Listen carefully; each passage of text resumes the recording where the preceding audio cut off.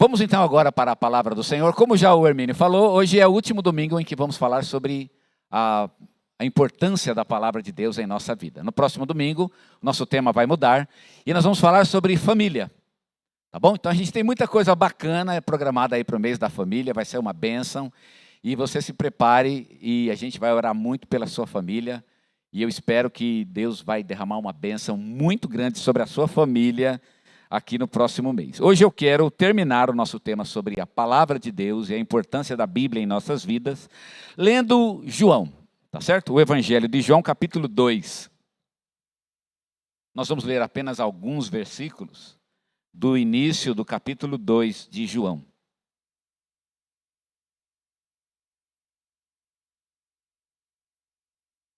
Capítulo 2 de João, a gente vai ler aqui até o versículo 5 apenas, tá certo?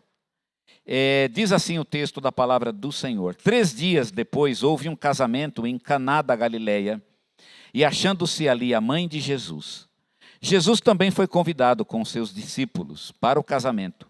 Tendo acabado o vinho, a mãe de Jesus lhe disse: eles não têm mais vinho. Mas Jesus lhe disse: mulher, que tenho eu contigo? Ainda não é chegada a minha hora. Eu quero ler apenas até esse versículo, até o versículo 5, né? E que ela diz, a resposta da mãe. Então ela falou aos serventes: fazei tudo o que ele vos disser. E eu quero dar uma ênfase toda especial a este último versículo. Fazei tudo o que ele vos disser. Na mensagem de hoje à noite, nós vamos falar sobre a importância da obediência à palavra de Deus. A importância da obediência. Porque, irmãos, a vida cristã, ela não é uma ideia, um projeto, né?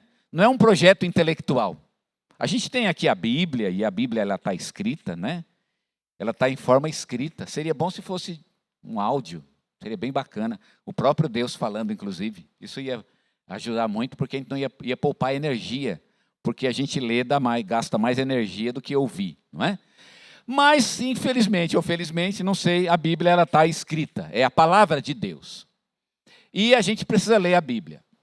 E quando a gente lê, isso vai formulando algo na nossa mente, vai criando uma doutrina. Isso dá uma falsa impressão de que a vida cristã ela é um projeto intelectual. Irmãos, a vida cristã não é um projeto intelectual. Não é uma questão de teologia. A teologia é muito bonita, né? A gente pode fazer, pode estudar. Não é uma questão de doutrina. A vida cristã ela é uma questão muito prática. E a gente tem que entender que a coisa toda ela é absolutamente prática. Tem a ver com a vida. E é uma questão de obediência. Lá em Mateus, no final de Mateus, Jesus ele fala que algumas pessoas vão ser colocadas de um lado e de outro no dia do juízo. E Jesus vai falar para algumas delas o seguinte: olha, afastem-se de mim porque eu não conheço vocês. E essas pessoas vão dizer: Senhor, mas nós fizemos tanta coisa, profetizamos em teu nome, fizemos milagres. E Jesus vai dizer: eu nunca conheci vocês. Muita gente achou que era salvo. Talvez um dos motivos pelos quais muita gente se confunde na vida cristã é porque não entendeu ainda que a vida cristã é uma questão de obediência. Deus não está pedindo para você ter uma vida intelectual, no sentido de aprender a palavra, com todos os seus detalhes, com todas as suas doutrinas. Isso é muito bom e tem o seu lugar, mas esse não é o fim da vida cristã. Também não é o fim da vida cristã uma questão emocional, de você amar a Deus, né? E de você ter um sentimento afetivo por Deus. Eu vou dizer uma coisa para vocês, que pode até parecer meio escandaloso, mas que é uma pura verdade do Evangelho. Deus não faz muita questão que você goste dele. E Jesus também não faz muita questão que você goste dele. Ele nunca falou, goste de mim. Ele nunca usou essa expressão. E nem eu, na minha vida com Jesus, eu estou colocando como ponto de honra que eu goste dele. Jesus nunca disse, goste de mim. O que ele sempre disse, isso ele falava o tempo todo, é, obedeça a minha palavra. Se for bom, obedeça. Se não for bom, obedeça do mesmo jeito. Vocês serão meus discípulos se vocês me obedecerem. O padrão do discípulo é a obediência. Eu acho que daquelas pessoas que seguiam Jesus, muita gente gostava dele. Eu não tenho a menor dúvida disso. Ele devia ter muita gente que tinha um apreço muito grande por ele, né? Um sentimento, um afeto, um carinho, uma ternura e sei lá o que mais dizer dessas coisas que tem a ver com o sentimento interno que a gente tem por alguém, um sentimento de apreço por alguém. Pois muito bem, Jesus não está muito preocupado com esse apreço. Olha, faz o seguinte, pega todo esse sentimento de apreço que você tem e transforma em obediência. Obedeça a minha palavra. O padrão do discípulo, o critério para ser um discípulo de Jesus é obediência. A pergunta é quem obedece e quem não obedece. Quase que a gente pode dizer assim, que o negócio é quem faz e quem apenas vive na teoria, não é?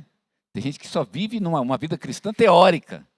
Ele sabe o que seria. Ele sabe qual seria a configuração ideal de uma vida cristã, mas ele mesmo não vive isso.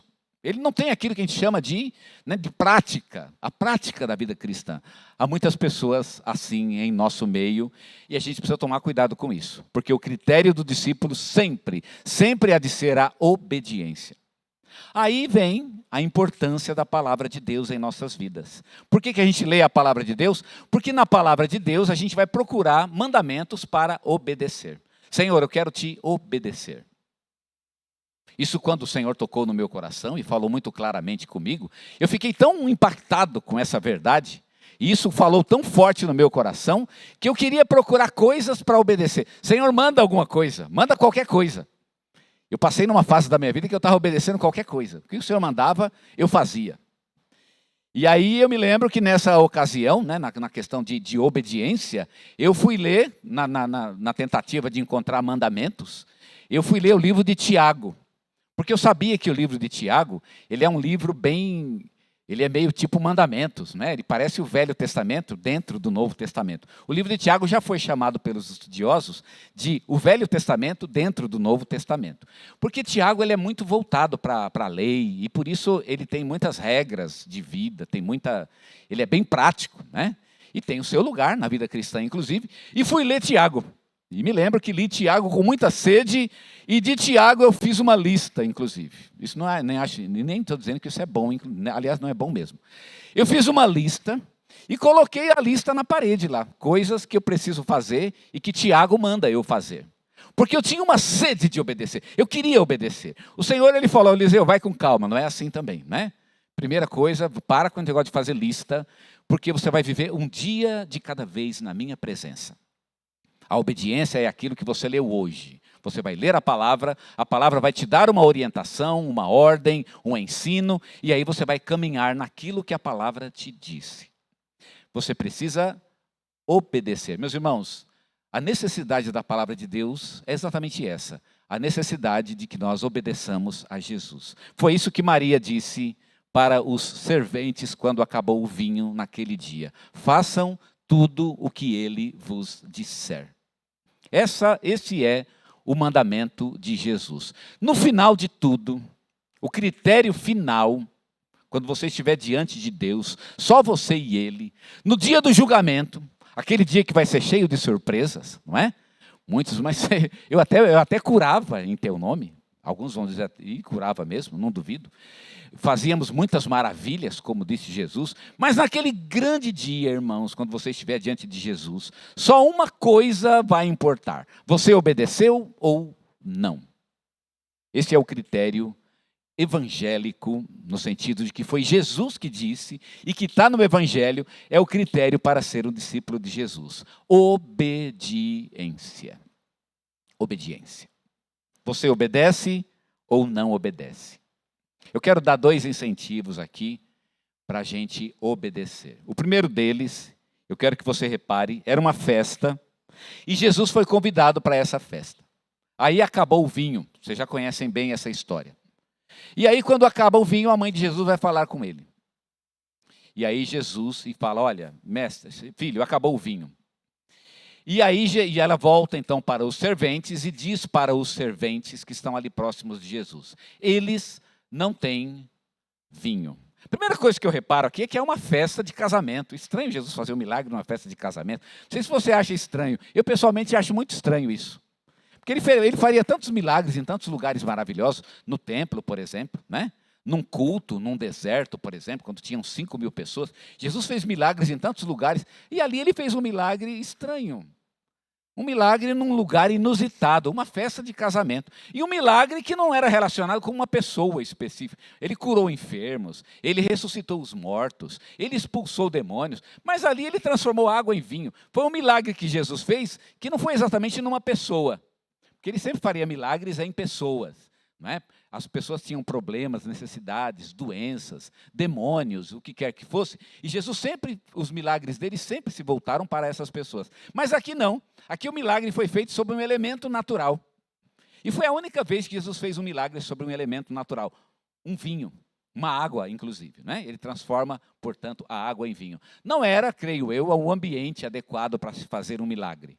Mas foi ali que Jesus fez, e foi o primeiro dos seus milagres, e ele manifestou a sua glória. Irmão, mesmo que você não estiver no ambiente adequado, ainda assim você deve obedecer. Não é o lugar certo, mas ainda assim se deve obedecer. Talvez você pense, eu vou obedecer, mas em um outro momento. Aqui não dá para obedecer. Se você não pode obedecer a Jesus, então esse não é o seu lugar.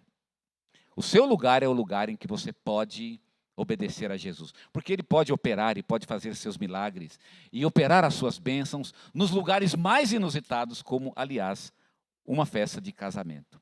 Essa é a primeira questão. Uma segunda questão que quero colocar diante dos irmãos é que Jesus nunca tinha feito ainda um milagre. O texto diz que esse foi o primeiro dos milagres de Jesus. Isso está aqui no capítulo 2. No versículo 11, que diz, com este, Jesus deu princípio aos seus sinais em Caná da Galileia. Foi o primeiro milagre de Jesus. Ele nunca tinha feito um milagre. Eu fico pensando, se ele nunca tinha feito um milagre, de onde o pessoal tirou a ideia de que Jesus ia fazer um milagre? A mãe de Jesus diz para os serventes, façam tudo o que ele disser, obedeçam-o. E talvez eles pudessem dizer, mas nós nunca vimos um milagre de Jesus. Mesmo se você nunca viu um milagre, obedeça assim mesmo. Aliás, uma das coisas que a gente usa para não obedecer Jesus é exatamente o fato de que a gente nunca viu nada, né? Mas Jesus não opera na minha vida. Eu estou com um problema lá e ele nunca me ajudou. Nunca deu dinheiro. Nunca me abençoou com essa pessoa. Nunca curou minha saúde, meu filho. Eu estou pedindo já faz 30, 40, 50 anos. Ele nunca fez.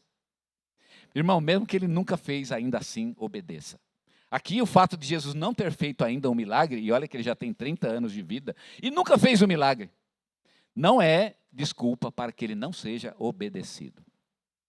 Às vezes eu acho que Jesus não está operando na minha vida. Eu acho que o Senhor não está operando. Meu irmão, isso não é... Mesmo que ele não estivesse, vamos supor, ainda que fosse. Não é desculpa para que ele não seja obedecido. Ele tem que ser obedecido. A ênfase da obediência, e o critério da obediência e a motivação para a obediência não é o fato de que nós temos na memória lembranças de que ele foi favorável a nós. Eu vou obedecer Jesus porque ele me ajudou. Ele curou lá minha doença, ele pagou minhas dívidas, ele me abençoou em algum sentido, por isso, não é esse o motivo. Mesmo que ele não tivesse feito isso, ele ainda deveria ser obedecido. Jesus não tinha feito nenhum milagre e, no entanto, ele deveria ser obedecido. Façam simplesmente o que ele mandar e vocês vão ver o milagre acontecer. A obediência vem primeiro. Eu creio que a nossa conversão é mais ou menos assim, Primeiro você obedece. Você entrega a sua vida a Ele, como um sinal de obediência e rendição. E aí, a partir daí, você vai começar a ver milagres em sua vida. Obedeça. Mesmo que você nunca viu nada, ou que você ache que nunca viu nada, Porque com certeza Ele já agiu e já trabalhou muito na sua vida. Você acha que nunca viu nada, mas Ele deve ser obedecido assim mesmo. Não importa. Não importa, ele deve ser obedecido. E a última coisa que eu quero destacar nesse texto é que você tem que obedecer mesmo que você não saiba qual é o fim da história. Mas eu não sei onde isso vai acabar. Não importa onde vai acabar. Obedeça. Eu não entendo o caminho de Deus na minha vida. Obedeça sem entender o caminho de Deus. Você já tem o caminho? Então siga-o simplesmente. Mas aonde vai acabar isso? Deus não revelou para ninguém o fim da história. O que eu acho interessante aqui no milagre da água transformada em vinho, é que esse milagre tem um significado muito profundo no Evangelho de João. A gente está falando sobre isso no encontro de casais, que é bem bacana. E no encontro de casais é muito tentador pensar que o vinho é o romance. E até que poderia ser, né? Porque o vinho é o símbolo da alegria na Bíblia. E o romance no casamento é a alegria do casamento. Não é isso ou não? Pelo menos lá em casa é assim. O romance é a alegria. E eu creio que em todo casamento é assim mesmo. Então você é romântico, no meu caso eu sou uma pessoa muito romântica. Então a gente é romântico e aí isso dá alegria numa relação. Então é muito tentador dizer que o vinho é o romance e que o romance não pode acabar no casamento. Não é isso ou não? Essa seria uma interpretação bacana e não seria errada, de fato, porque até a Bíblia nos daria apoio para esse tipo de interpretação. Mas é muito pequeno, o milagre não se refere especificamente ao romance do casamento. E a gente até poderia dizer que quando acaba o vinho é porque acabou o romance, né? Você não tem mais paixão. E aí muita gente vai embora do casamento. A gente até poderia dizer, mas Jesus no casamento renova a paixão. Irmãos, isso é bem bacana, cabe, mas não é esse o sentido dessa história. A história tem um sentido muito mais profundo. O vinho, ele tem relação com a ceia do Senhor. E a ceia do Senhor tem relação com a cruz. Na verdade, esse texto é uma referência à cruz. Não é por outro motivo que quando a mãe de Jesus vai falar com ele, Jesus dá uma bronca nela. E ele diz para a mãe de Jesus, mulher, o que tenho eu contigo? Ainda não é chegada a minha hora. Por que ele fala que não é chegada a minha hora? Ele está querendo dizer exatamente isso. Eu vou fazer esse milagre porque a referência dele é exatamente a minha hora. Talvez não chegou o momento ainda. Eu vou fazer um milagre que tem uma referência. Ele tem um eco, digamos assim. Ele tem uma imagem daquilo que eu ainda vou fazer na cruz do Calvário. Na verdade, o milagre da transformação da água em vinho, ele tem a ver com a cruz. Aliás, como tudo que Jesus fez neste mundo, tinha um sentido na cruz. Mas essas pessoas aqui não sabiam disso. Quando Jesus multiplicou, né, fez a água se transformar em vinho, eles não tinham a menor ideia de que Jesus iria morrer dali a 3 anos. Eles não sabiam disso. A mãe de Jesus não sabia disso. Ninguém sabia. Mas a mãe de Jesus diz, obedeçam. Vocês não sabem onde essa história vai terminar, mas obedeçam assim mesmo. Você não sabe qual é o sentido disso a longo prazo, mas obedeça assim mesmo. Um dia você vai descobrir por que você estava obedecendo. A quem você vai obedecer? Eu já tive várias pessoas, não foram muitos, graças a Deus, mas eu já tive, por exemplo, já que falamos de casamento, né? Mas eu já tive várias pessoas que chegaram na minha frente dizendo, falando de problemas no casamento. Pastor, estou com um problema assim, problema assado, estou pensando no divórcio. E geralmente a primeira pergunta que eu faço para essa pessoa é, a quem você quer agradar? Você quer agradar a Deus ou você quer agradar a si mesma? Porque se você quiser agradar a si mesma, o conselho é um. E se você quer agradar a Deus, o conselho é outro. A pessoa tem que fazer uma escolha. A quem ele quer agradar? A quem de fato ele quer obedecer? Quem no final vai ser gratificado? Quem no final vai ficar feliz? Se a gente vai trabalhar pela sua felicidade, é de um jeito. Mas se vamos trabalhar pela felicidade de Deus, então é de outro jeito. Você não sabe o fim da história. Você não sabe o que Deus está fazendo na sua vida. Muitas vezes nós perdemos oportunidades em nossa vida simplesmente porque não fomos obedientes. E rompemos, quebramos o propósito de Deus em nossa vida. Deus poderia dizer, se naquele tempo você tivesse me obedecido, hoje a sua vida seria outra. Se naquele momento, há 10, 20, 30, 50 anos atrás, você tivesse feito uma escolha, e tivesse feito a escolha correta de me obedecer, hoje a sua vida seria outra. Ainda bem que aquelas pessoas obedeceram a Jesus e fizeram exatamente o que ele mandou. O conselho da mãe de Jesus ainda é válido hoje. Façam tudo o que ele lhes mandar, mesmo que não seja o lugar certo, mesmo que você nunca tenha visto um sinal da presença de Jesus em sua vida, e mesmo que você não saiba o fim dessa história, obedeça. Um dia você vai saber qual é o fim da história. E o fim da história é a glorificação de Deus. E pode acreditar, é a tua felicidade. O fim de toda a obediência é a felicidade. A felicidade nessa vida, mas principalmente a felicidade eterna na presença de Deus. Fecha teu olho, eu quero orar contigo. Hoje nós aprendemos sobre a importância da obediência. O texto diz: façam o que ele lhes mandar. Eu quero desafiar você a fazer o que ele manda. E a minha pergunta é: o que ele está mandando? Qual é a recomendação dele? Qual é o mandamento dele? E você deve fazer o que ele manda. Coloque-se então na presença dele. Coloque-se diante dele. Obedeça-o. Obedeça-o. Para que você possa viver com ele, andar com ele e assim cumprir o plano dele na tua vida. Pergunte para Jesus: Jesus, o que eu faço para te obedecer? Me manda fazer alguma coisa. Ou eu posso perguntar de outra maneira: será que ele já tem mandado você fazer alguma coisa e você não está fazendo? Será que ele já tem colocado no teu coração uma ordem, mas você reluta, você resiste?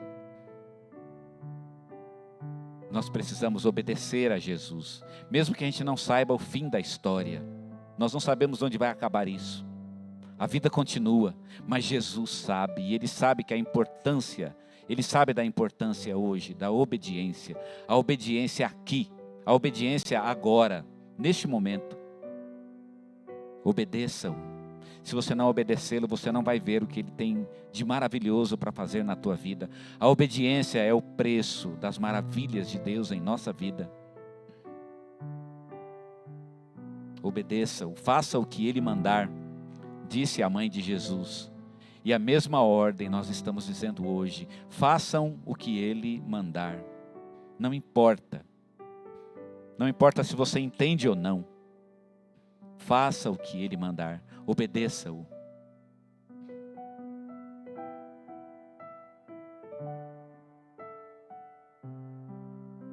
A igreja está orando, continua, coloque sua vida nos pés do Senhor.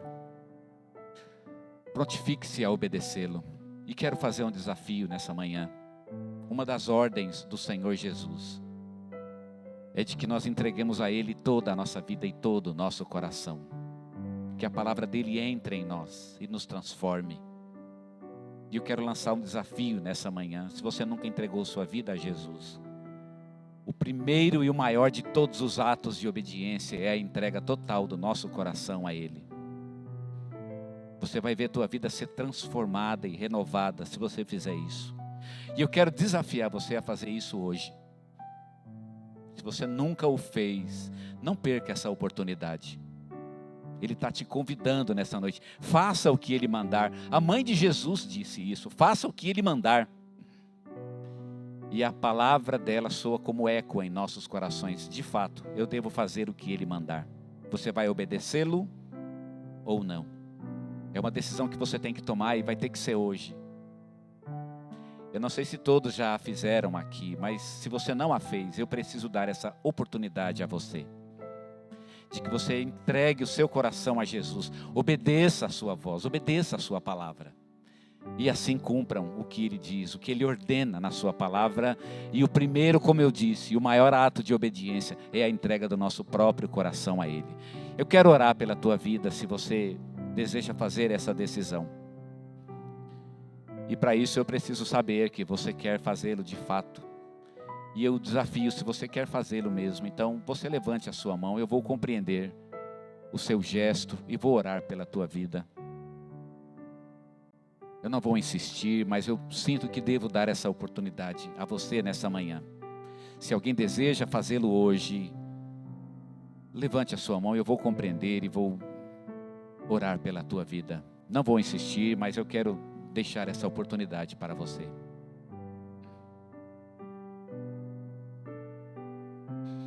Deus querido, olha para nós, Senhor, para as nossas vidas, para os nossos corações, e veja como precisamos do Senhor, principalmente para te obedecer, Senhor, obedecer suas ordens, seus mandamentos. Eu clamo a Ti pelos meus irmãos nesta manhã, que sejamos obedientes à Tua voz, Senhor. Não é uma questão de a gente gostar ou não da obediência. Não é uma questão de a gente vai ser feliz ou não na obediência, Senhor. Não é para o nosso bem-estar, Senhor. Aliás, Jesus não está preocupado com o nosso bem-estar. Ele está preocupado com a nossa santidade de vida, Senhor. Ele não está trabalhando pela felicidade das pessoas. Ele trabalha para que elas sejam santas, puras diante de Deus. E eu clamo a Ti, trabalha nesse sentido também em nossas vidas, Senhor. Se Te obedecermos, a felicidade virá de uma forma natural. Ela vai ser consequência de nossas escolhas. E a maior escolha que podemos fazer é nos curvar diante do Senhor e fazer o que o Senhor nos mandar. Senhor, eu quero Te obedecer. O Teu povo quer Te obedecer, Senhor. Ordena-nos, ó Senhor. Fala-nos alguma coisa que devemos fazer. Diga-nos o que o Senhor quer. Será que alguém aqui já sabe qual é a Tua vontade, mas está relutando, Senhor? Ó Deus, quebra esse coração, Senhor. Quebra. Porque no final o critério para que sejamos discípulos do Senhor é tão somente a obediência em Jesus Cristo e por Jesus Cristo. Então ajuda-nos, ó Senhor. Ajuda-nos a Te obedecer. Nosso coração está aberto e nos dispomos nesta manhã a sermos obedientes à Tua voz. É assim que nos colocamos diante do Senhor. E é assim que nos oferecemos ao Senhor. Hoje, nesse dia, para a Tua glória, no nome do Senhor Jesus. Amém, Senhor. Amém, irmãos? Amém?